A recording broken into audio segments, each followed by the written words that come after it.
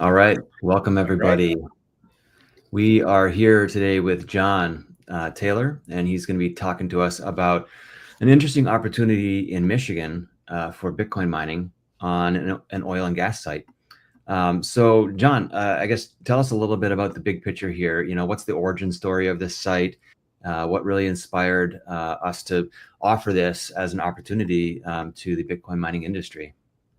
Yeah, the origin story. It sounds like an MCU prequel that we're about to do. But anyways, um, you wouldn't think that Michigan's got oil and gas or either, but there's actually thousands of wells in Michigan. And they're also a very crypto friendly, moving towards company that is, going to be really on how they can um, attract more Bitcoin mining, attract more cryptocurrency, more data centers, all of these types of things. So we've been working with a number of oil and gas companies, and one of them came to us and said, "Hey, we want to get into Bitcoin, but we don't want to be a Bitcoin company. Like our wheelhouse is being an oil and gas company. So here's a good compromise. We'll be an oil and gas company, and we'll take this sour gas that we're flaring. We're going to clean it. We're going to put it into some brand new generators that we're going to purchase. The generators come with a container on them that are pre-wired to match the generator." And they said, find us some ASICs. Find us an investor who wants to buy some ASICs. They can come in, install them, bring their own power cords. We'll set up the pools. We'll let them run, and we'll do a 50-50 split. Very interesting. Yeah. So I guess, really what makes this site different? What's unique about this setup compared to like a traditional hosting or something, right? Because this Yeah. is like you said, gas and oil. It's flare gas, right? Yep.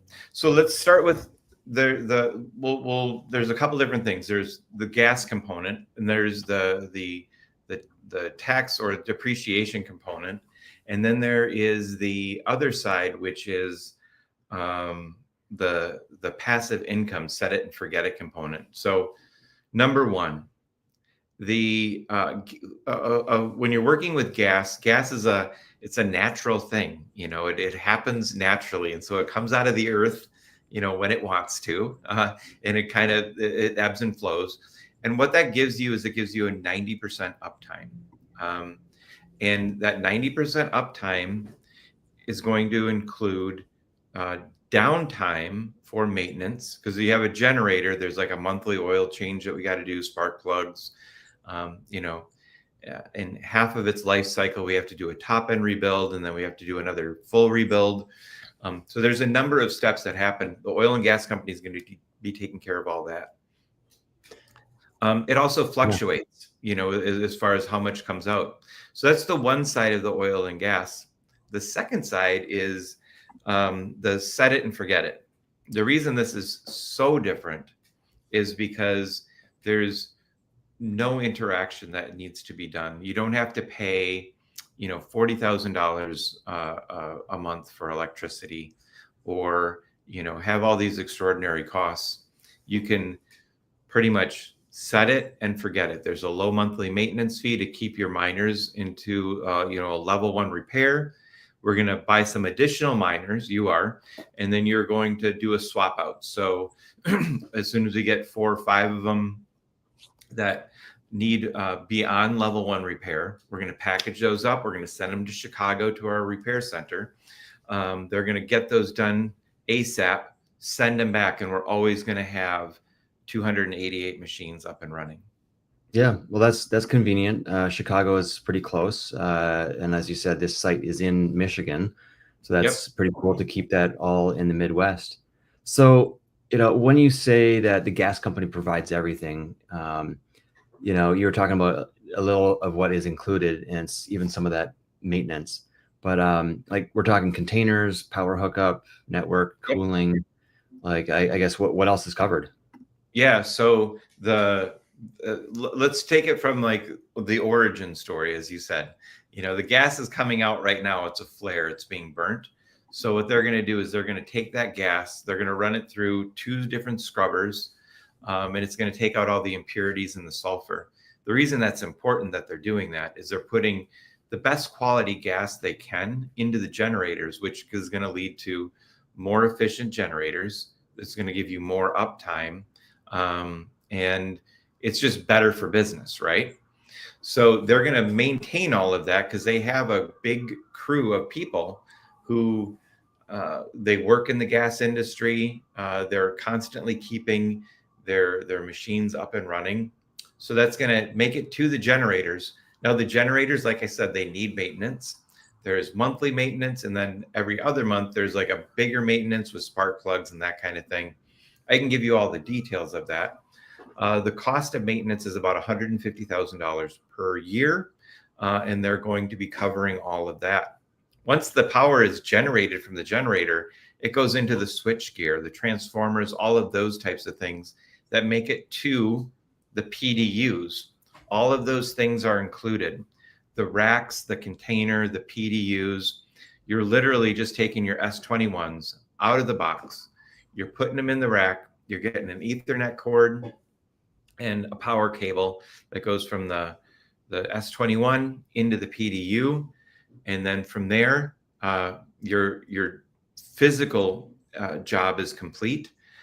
So there's a couple of really great things about this. The machines that we're using, they're modular. So there's 3 modules with 3 separate generators, and that gives us the greatest amount of uptime. So instead of having a 1 megawatt generator where we are only putting out 800 kilowatts, we have 3 390 kilowatt generators that are putting out 975 kilowatts.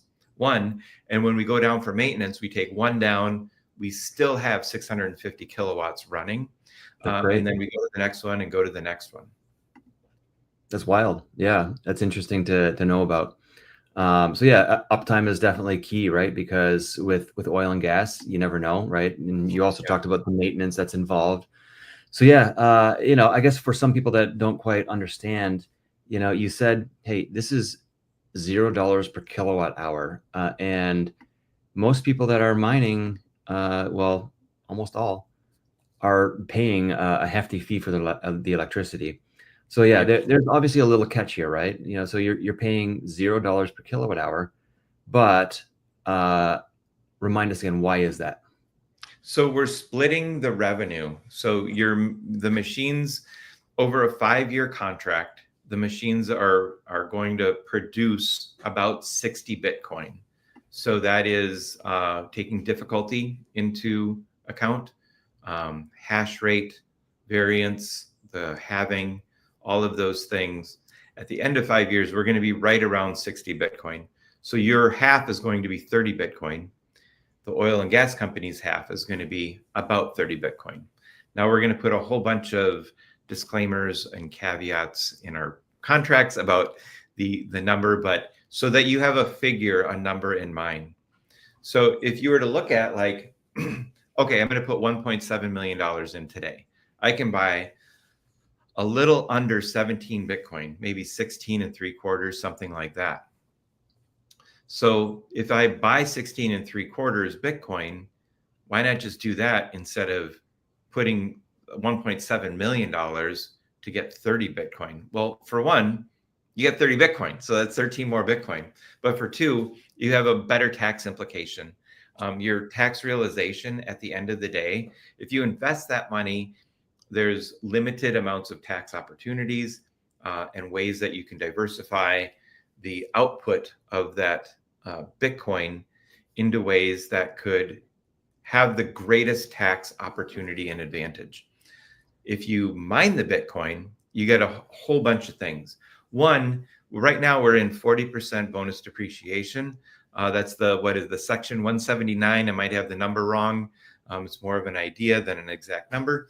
But in Trump's bill, there's the bonus depreciation that he's trying to bring back, which would give you 100% expense on your 1.7 million, which is huge. Even if you get 40%, that's still like an enormous gain. So not only are you getting 30 Bitcoin, but you have the 40% right now, potentially up to 100%.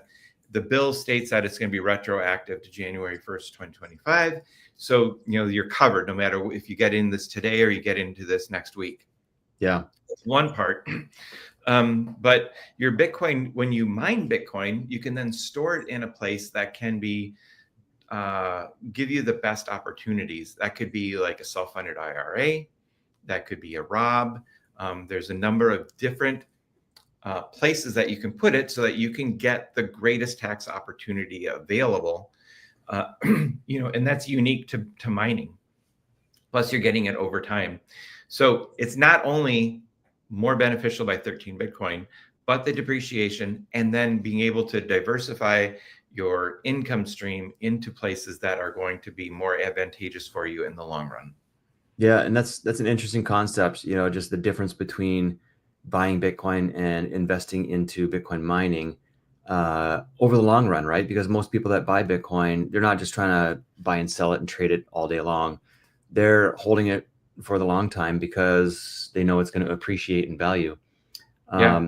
So those tax advantages, though, are really an interesting opportunity. And then in the end, the idea is, hey, you're not just going to have X amount of Bitcoin, you're going to have way more, potentially, right? If everything lines up, of course. But definitely, I'm thinking about who this deal is most appropriate for, who might find it interesting.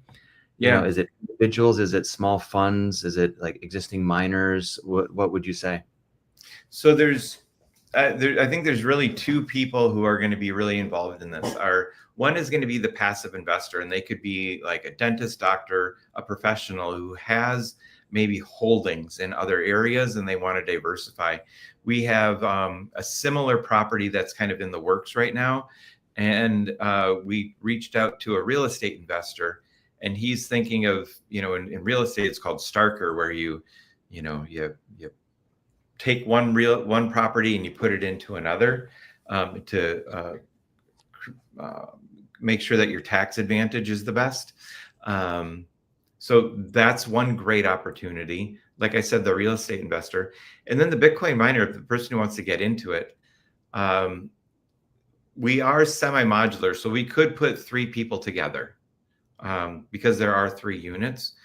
Each investor could put in right around $600,000, and we could put 3 of them together into one thing. It's not the best way to do it. It's best just to have one investor with one oil company. But there's one important part about the generators and the hashing units and the pools is that it's all on software. And so you can monitor everything. You can see that your machines, let's say that we have a revenue split, so we just split, half of the machines and half of the machines on a pool. You can monitor your machines 24/7, know which fan is going down. We can, there's extra layers of notification, there's alarms, there's all kinds of things that we can do to make sure that you're aware of everything in your new investment. Yeah, well, that's important. Some people are more hands-on. Some people are just more relaxed and just say, hey, like, when's the Bitcoin coming in, right? But yeah, I guess like let's talk about those ASICs, right? You talked about the actual machines. Why S21 Pros or better, and would something like just a regular S21 non-pro work? And like what's the threshold here? Why don't they want like the older S19s? Good question. So when we get into the S19s, the profitability just isn't there. Like the amount of Bitcoin that we're going to create over the 5 years, it doesn't work out financially that it's going to be a good fit for it. The S21, so we looked at the pros. So the S21 Plus, like the 235 terahash, because it runs at 3,800 watts, there's less machines that go in there. So the joules per terahash ratio goes down so that it then, even though it's the same terahash, that extra 300 watts times 288 adds up. And then you end up with, closer to 24 Bitcoin in 5 years. It's not ideal, but it's something that we could talk about. The other opportunity, I know that we are Bitcoin maxi and Bitcoin mining world, and that's fantastic. If you want to explore the other machines like the L9s, it's a higher investment, and there's a different return on them just due to their efficiency. Right now, the pricing on L9s make it an interesting thing to look at. And then we can go with other brands too. Auradine has a great machine that runs at 280 terahash, and it's cost effective per terahash as far as like the wattage and everything.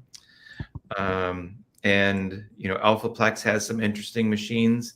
I think I would stick with the L9s though, if you're going to go that route. So there's a lot of different opportunities that we could look at. We built this as a S21 234 terahash, the Pro model, and that was the most efficient of all of them. We have an AI tool that goes through, and it takes apart all the machines and the wattage and like all of the factors. And this is the one that it came up to be, the amount of investment that you have, the amount of return. This is the optimal setup for you. Very, very nice. Yeah. So yeah, like you said, there are other ASICs out there, other algorithms. We usually prefer just to focus more on Bitcoin, but you could, for example, maybe use a script miner and just turn that Litecoin or Dogecoin into Bitcoin, right? Yeah, and Yeah. some people are like, well, hey, I don't even want to support another network by providing hash power. But anyway, to each their own. We love Bitcoin, but from an investment standpoint, there's different ways to get that Bitcoin. Yeah. So, all right, well, let's talk about some of these maintenance fees. You said there was $2,000 per month. So is that, like you said, full service hosting, or is it just the upkeep? Will the machines be monitored and repaired? You did mention sending them off, and Yep. there's like tier 1, tier 2 type of repairs. Yeah. So when you get into that tier 1, level 1 repairs, that's fans, swap out boards, the basics and the ASICs. And that's all the easy stuff. If there's something that can't be diagnosed or fixed relatively easily by on-site technicians, and we all know, like, when we have on-site technicians, they're skilled and they can field strip a machine pretty easily. But when they get into micro soldering and stuff like that, that's a different level, and that's going to go off to Chicago. So there is on-site people. There's locals who work at the gas mine, the gas well. There's thousands of wells. Like I say, there's about 150 in this company, and so they have a number of them in that area. It's monitored online 24/7. So alarms and things will go off if anything happens. They're going to maintain blowing out the fans, keeping everything clean, the filters, that kind of thing. Just doing a spot check to make sure that the engine's running fine, the ASICs are running fine. There's no, strange things, and especially, a storm. There's, I don't imagine there's going to be a hurricane in Michigan, but with the way that weather has been going lately, who knows? There's going to be different things that they're going to keep an eye on to make sure that when the unexpected happens, we're there. It's at a high elevation. It's near a lake, and it's high elevation. It's nowhere near any kind of flooding or rivers or anything like that. So, fresh water, right? In Michigan, there's no sea salt to corrode the components. Mm-hmm. Yeah. Exactly. Well, okay. So earlier, you did mention the 50-50 Bitcoin split, of the revenue. So I guess, can you go into a little bit more details about, maybe even hypothetically, because I know there's probably other options, but who manages the pool payouts, and what kind of transparency that we might provide to the various partners or investors or customers that come into this deal? Yeah, and I think there's, we would have to find the best strategy. So when we introduce the investor with the oil company and we do that process, what we're going to do is make sure that one, that the investor is qualified, that we have non-disclosures, all of those kinds of things, non-circumvents. We're going to bring everybody together, and we're going to act in the best interest of everybody's needs and where they are at, so that there's full transparency on everything that happens in the transaction. But also, we're going to explore, is it just easier just to take half of the machines and put them on one pool and the other half of the machines and put them on another pool? Right. What could that look like? You know, Yeah. So could there's somebody, flexibility in the deal right now as to how yep, that could be structured. yep. So somebody realistically could come in and put half of the machines on 234s and put them on the oil company's pool, and then they could come in with anything else on their side and put those on their pool. So Right. those opportunities are there. It would make it a little wonky. It'd just be easier to have 288 of the same machines, put them in there, make it happen. Yeah. So you did mention, I think, well, at least in our little brochure, it talks about a commitment fee. Can you talk about that? And then like basically somebody providing their own miners versus us helping to provide those miners for them, where we source them. You just talk Sure. about that a little bit. Yeah. So the commitment fee, we're in business, and this is how we operate. We put deals together, we put people in the right place. So the commitment fee is our fee for putting this deal together and getting all the right people in place. And we put that in place because there's a lot of people that we work with are in the same business that we're in, and they, they're brokers, they're people with machines. We know some people all over the country. Hundreds of people are in the Bitcoin business, and there's opportunities for them to maybe take machines that they have and put them over here, older inventories, while they put in new inventory.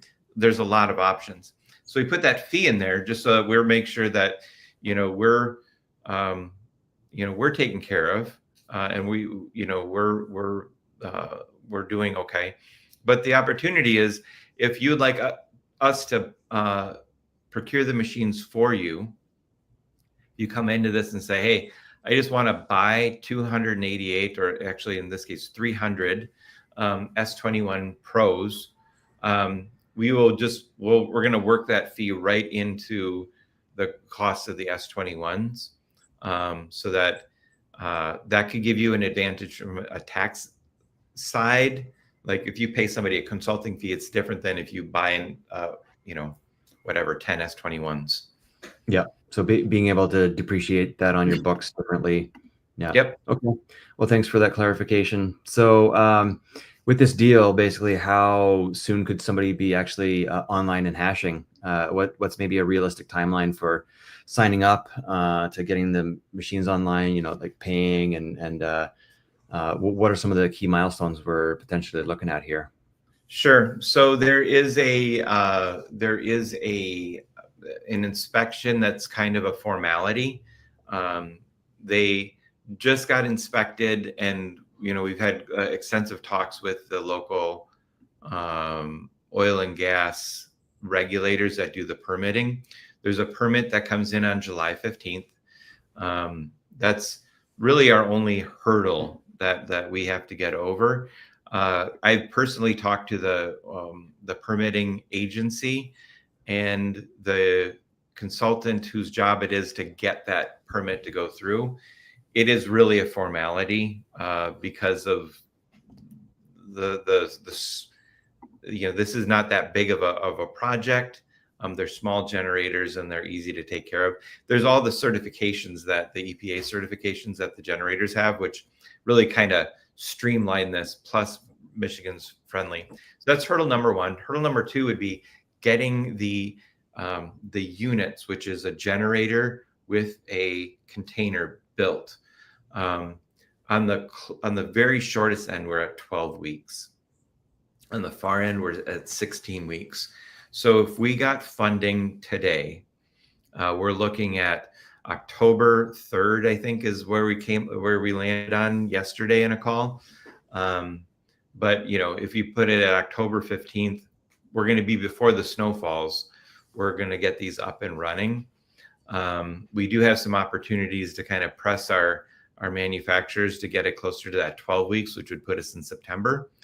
But that's as far as like a green site that's brand new, that's Yeah. fast. That's very fast. Yeah, Everything's from brand new. nothing to operational. That's pretty good. So yeah, this is like a 1 megawatt opportunity, right? But it's a part of a larger project where the oil and gas operator is doing some of their own Bitcoin mining with some more additional megawatts, right?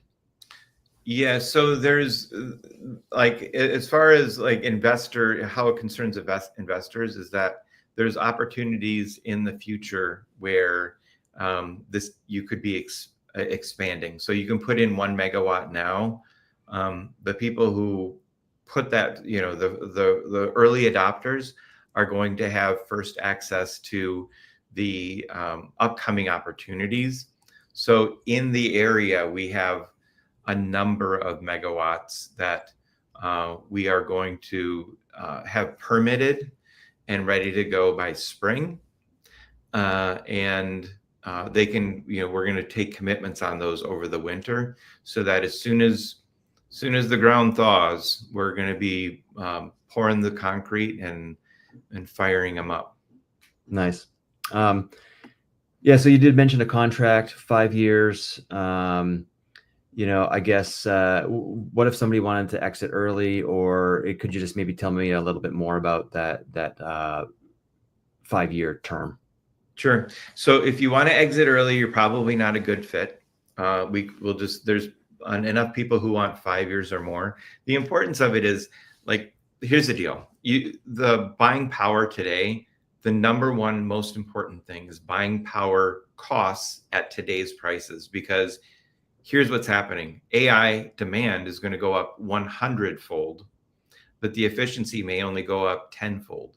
So there's that huge factor that the demand, the amount that AI and data centers is going to take up, they're going to take up a huge amount of power and electricity, driving up the electrical costs. So in 5 years, you will not be able to find the 5 cent, what do we have in Kentucky? 5.3.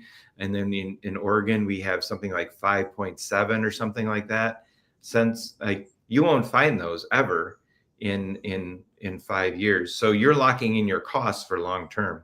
So we really want people who are saying, you know what, I don't want it for 5 years. I want it for longer, because I see the value in low cost power in the future. And I see the value in deals like this moving forward, because number one, long-term PPA is like, that's gold. That's the most important thing. And by using stranded energy, this wild mining, you're circumventing the ERCOTs, the energy companies, and everybody else to find, really good pricing on long-term electrical costs. I like that. Yeah, wild mining, really using that stranded gas, going behind the meter, and just going raw. So like, maybe to settle people's minds, can a potential partner or customer come in and visit the site? Other than just getting updates remotely, do you allow site visits, and what might that look like? Yeah, we can make all that happen. So you are on a private corporation's property and land. So there would be, whatever details have to be made. It wouldn't be a drop in. It would be more of a schedule kind of thing. But yeah, we can make that happen. Okay. Well, great. And then finally, really, what's your message to somebody kind of sitting on the fence? If a potential partner is interested, but maybe just a little unsure, what would you say to help them to see this opportunity here? Well, I'm going to play the FOMO card. And the reason I'm going to do that is because this is a very unique deal. There's not going to be a lot of these in the future. The deal is going to change, and the splits are going to be different. This is really just a one-time deal that's going to go quick. There's a number of interested parties. So there's going to be other opportunities in the future, but they're not going to have this type of low entry costs, low maintenance fee, and still that healthy split. Yeah. Well, great. And why don't you just tell the listeners where they can find you, how they can learn more about the deal, whether it's Yep, on Telegram or email or anything else? sure. So just email me, John at bitcoinminingworld.com. My phone number is 414-795-8866. No one ever listens to that when you do these podcasts, right? You put it to There we go. rest. There's my email. Look at you, Scott. But John Taylor 257 is my Telegram. But go ahead and give me an email. That's going to be your best thing. Let's make this happen. I'm going to go sit in front of 250 Bitcoin people, enthusiasts this weekend, and I am determined to make this deal happen. So if you want to learn more about it, now is the time, because this one's happening. Now's the time. Absolutely. Yep. Well, it sounds like a wonderful opportunity. I really appreciate you telling us more about it. And I really do hope that we can get somebody in on this because it is solid, right? So if anyone does have S21s or better sitting around or on order, this could be a great opportunity for you. And then as well, if you would like to purchase some S21s, Bitcoin Mining World has them available in the United States many of the times. So great. Well, awesome, John. Thanks for your time. And thanks everybody for listening. We'll catch you again in the future.